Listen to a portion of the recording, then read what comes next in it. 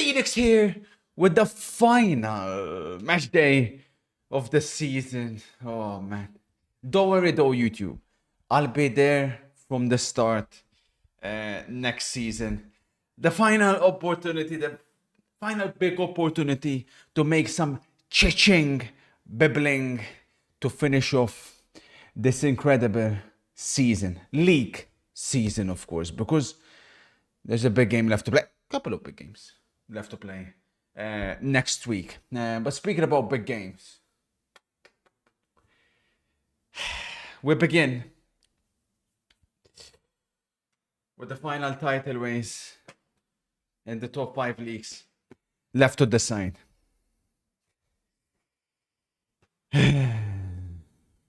What it could have been. 1 point, of course, still separating the two teams. Napoli win, they win the league. It's that simple. Rumored Inter will be resting players. That's the lineup that is being put out. Como are coming into this game on a 8-match undefeated streak, including winning 6 of those 8 matches. And every single time Inter play with their attack, especially with usually one of even Lautaro or Thuram missing, it's big problems. Both out. Inter did win with that lineup away against Torino, but here's how this will go tonight. Unfortunately, Inter fans, we obviously blew it last week. Cagliari don't like Napoli. There is a rivalry between the two teams, but we cannot go into this expecting anything. Napoli will take a 2-goal lead early on. Inter will score first, then Como will equalize. Como 1, Inter 1, Napoli 3, Cagliari 0. Napoli crowned champions of Italy for the 4th time. I still can't even believe I'm saying that, but Elas. You're the putas. We move on. That's for Friday. That's for today.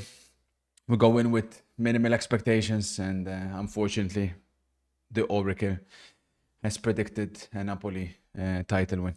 Then I moved on to Super Saturday. I believe 11 games total analyzed, 2 hours and 12 minutes spent per game.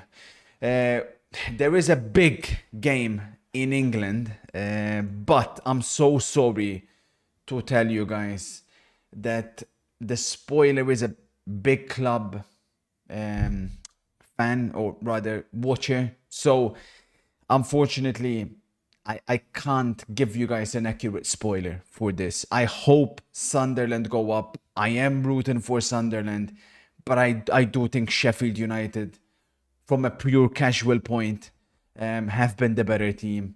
So I'm going with them, but I hope Sunderland win. But again, of course, not an official spoiler from Midas. No, Midas went straight to the Bernabeu. Luka Modric's final game for Real Madrid. The only thing left to play for here for Real Madrid is Mbappe's Golden Boot chase. Mbappe will win the La Liga Top Scorer award, but he is fighting with Mo Salah and Gyökeres for the Golden Boot. Sociedad have just won. They hadn't been, it's been a very tough season for Sociedad. They've struggled for goals tremendously.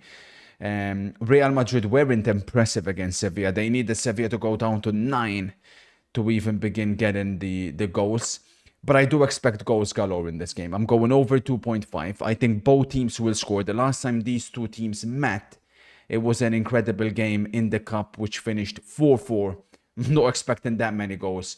But I do think, of course, Ancelotti and Modric's final game, I think Real Madrid will want to do their very best. And I do think they'll win this football match by 3-1.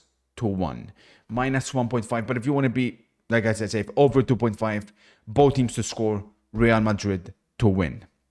Then I shifted to Italy. Milan, their final game of a horrific, miserable season. They're fighting for absolutely nothing after Roma's defeat. I don't even think they can actually get confidence, maybe if all the results go against them. But again, they're really fighting for nothing. But of course, Monza themselves, long relegated. This should be a final game where Milan show off a little bit. They'll win by 3-0 minus 1.5. And yeah, over 2.5 in goals.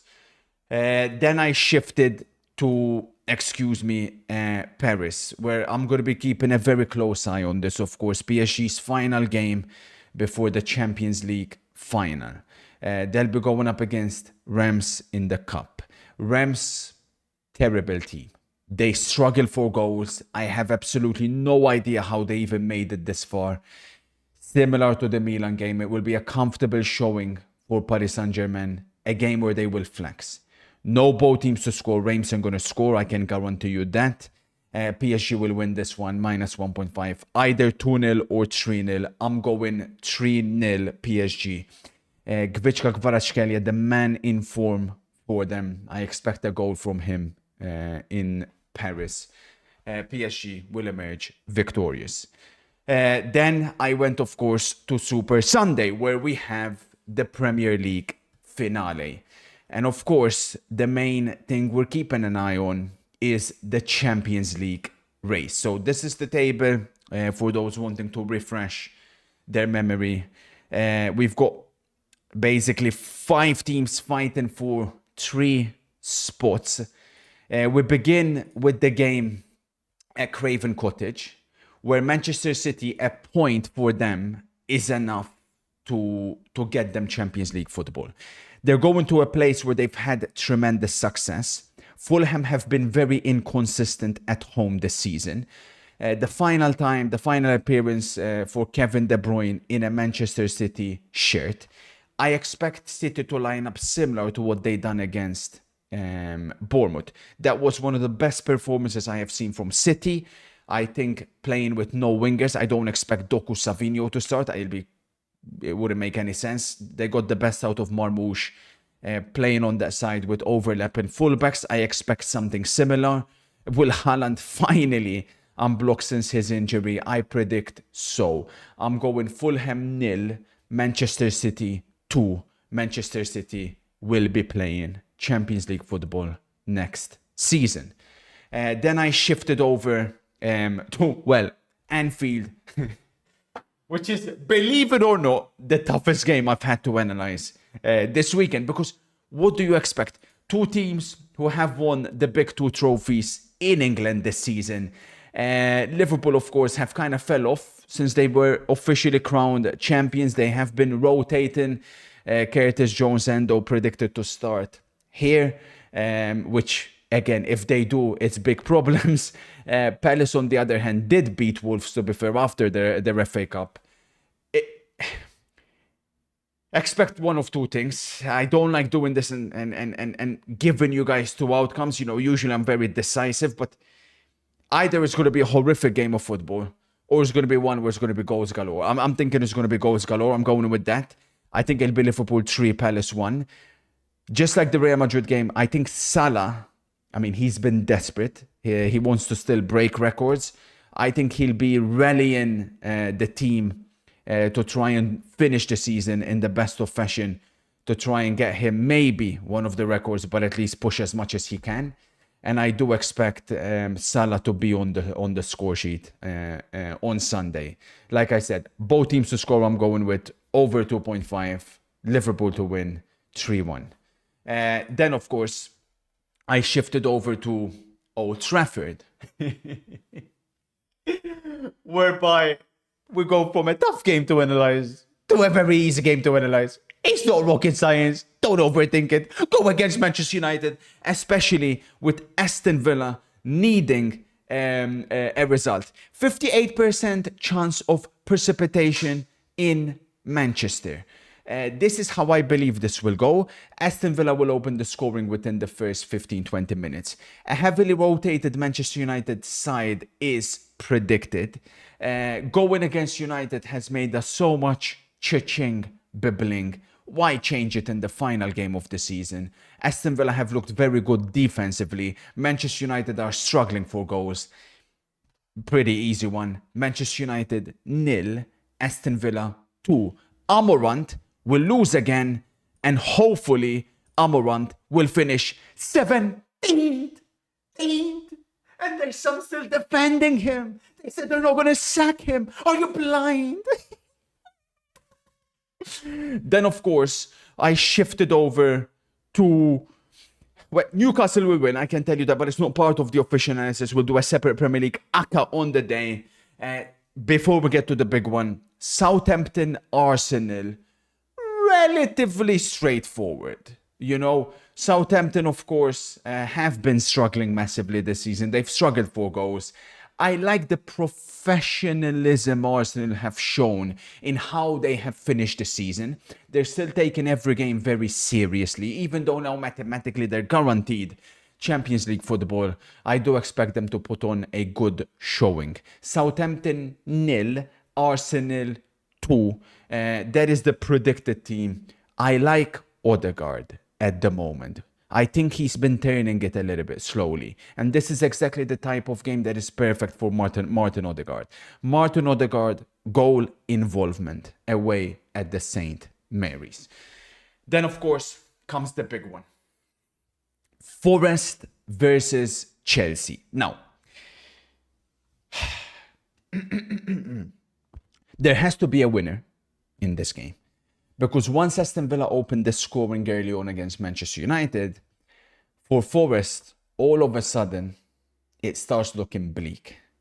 Because even a win would not guarantee them Champions League football. On the other hand, for Chelsea, a win, they know, gets them. So, a lot of talk about them still missing Jackson. I don't look at that as a disadvantage for Chelsea whatsoever. I believe, what would Nicholas Jackson have done against Murillo and Milankovic anyways? I believe that Chelsea will emerge victorious based on two main reasons. Number one, they will win the midfield battle again. Number two, Reece James and Cucurella, in their current form, are the best fullback pairing in the league. Chelsea have to be solid defensively, which they have been. And for me, I've told you this, I'm loving watching Chelsea play again. There's something about them whereby I'm looking at blocks that are being built. I'll happily put my hands up in the air again because I was the one asking for Maresca to be sacked. But if he can get Champions League football, there's a good chance he will keep his job. And I wouldn't even be opposed to that. Because I have seen signs, even though he's a beta manager. Now, if Chelsea don't get Champions League football, then he's gone. It's as simple as that. People will say, where are the goals coming from for Chelsea? It will be Nottingham Forest 1, Chelsea 2. Believe it or not, it will be an over 2.5 game. Because once Aston Villa score, the game, even though both teams are very good defensively, they have to take risks, both teams. I believe Pedro Neto will be key for Chelsea this weekend. Him and Enzo Fernandez will get the 2 goals. Enzo being rumoured to be joining Real Madrid, but Chelsea have denied it, or rather the journalists linked with Chelsea, let's say, have denied it. It could be Enzo's final game, could be many players' final game here, but either way, Enzo Fernandez, if it is his final Premier League game, will finish off with a bang, leading by example. Chelsea to play Champions League football. Then I shifted over to Italy, whereby the big race here is also the Champions League race. It's a 2-horse race between Roma and Juventus, if you will. Juventus have a 1-point lead over Roma, so it's in their hands. Juventus, however, travel to Venezia in their final game, who are fighting for their lives at the bottom.